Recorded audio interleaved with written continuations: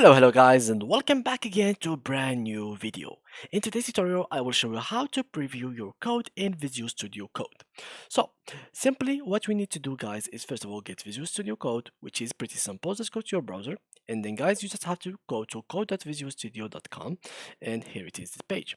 Now you can download it from here for Windows, and if you have any other process like systems, you can just go here, for example Mac OS and Linux, from here as well. So other than that, you can just order downloads from here or open on web. And please guys, during your installation, make sure that you are actually downloading the correct version, which is Visual Studio Code, not the Visual Studio normal logo. So as you can see here, this is the Visual Studio Code, and this one is purple. So in this tutorial, we are using the blue one. After you download it, just start installating it, and then you can just get whatever language you want and then create your account and log into it. After that, it will be something like that. So you just have to create a new file. Suppose that you have already created it. So for example, you can just create it from here, new file. You can choose here, for example, Python, and here you will find that this is where you can actually print your code or preview or just write your script. So let's create, for example, print hello world.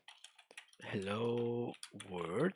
So just like that, what I'm going to do to actually print that or preview it, just go to here, run and debug, click in here, save, and you will see that it will print as hello world. Now let's try something more complicated. For example, I have here this code. So what I'm going to do is the same thing, run and debug, and then here they will ask me, for example, to put number of elements. I will put 3, enter. So I will put for 700, and this is the code it's previewing here in the bottom of the screen on the terminal section.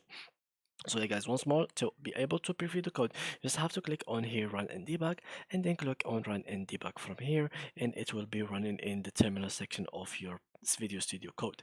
So yeah guys, that was it for today's video. If you enjoyed, please leave a like, and thank you for watching.